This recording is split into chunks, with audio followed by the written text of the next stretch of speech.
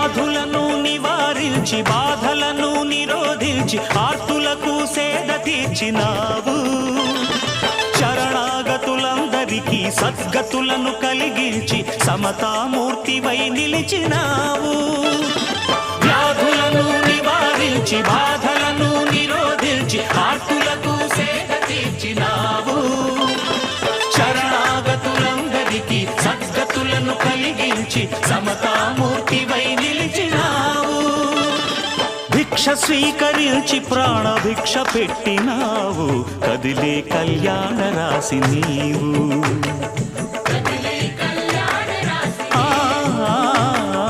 కదిలే కళ్యాణ రాశి నీవు.